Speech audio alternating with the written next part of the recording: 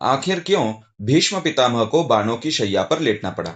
क्या था इसके पीछे का रहस्य? चलिए इस कहानी से समझते हैं। कुरुक्षेत्र का रणदिन प्रतिदिन भयानक होता जा रहा था। युद्ध के 10वें दिन पांडवों की सेना और कौरवों की सेना आमने सामने खड़ी थी। सूर्य की तेज रोशनी भी रणभूमि की धूल और रक्त में खो चुकी थी। कौरवों के सेनापति भीष्म पितामह अपने अद्वितीय पराक्रम और अडिगता के लिए विख्यात थे। उनका शरीर बाणों की आक्रमण को सहजता से सह सकता था, लेकिन आज का दिन उनके लिए अत्यंत कठिन होने वाला था।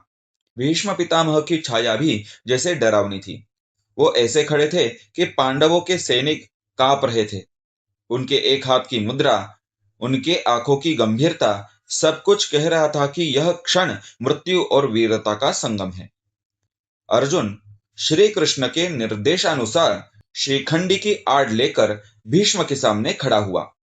शिखंडी का यह अस्तित्व भीष्म के लिए हमेशा एक विशेष चुनौती रहा था, क्योंकि उनका सम्मान और धर्म उनके हर निर्णय का आधार था। अर्जुन ने अपने तीव्र दृष्टि से लक्ष्य भेदना शुरू किया। बाणों की छड़ी लगी और भीष्म का शरीर छल्ली हो गया। उनके अंग प्रत्यंग में बाण घुस गए, लेकिन वे अटल बने रहे। अंततः भीष्म बाणों की शैया पर लेट पड़े। उनका सिर लटक रहा था। प्यास लगने पर अर्जुन ने गंगा मां से जल मंगवाया और बाणों से 3 बाणों का तकिया बनाकर सहारा दिया। यह दृश्य देखकर हर योद्धा की आंखों में भय और श्रद्धा दोनों झलक रहे थे। परंतु भीष्म तुरंत नहीं मरे।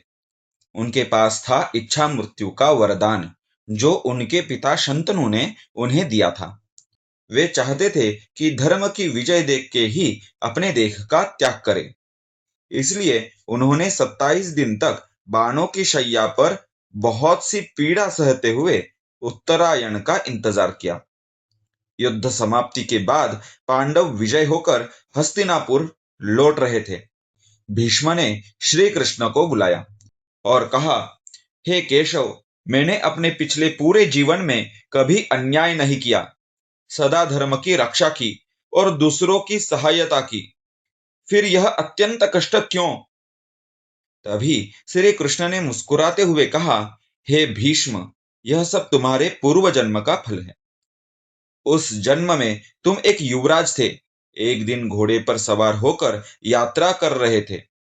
रास्ते में एक करकैटा तुम्हारे रथ से टकराया। क्रोध में आकर तुमने बाणों से कांटेदार झाड़ियों में फेंक दिया।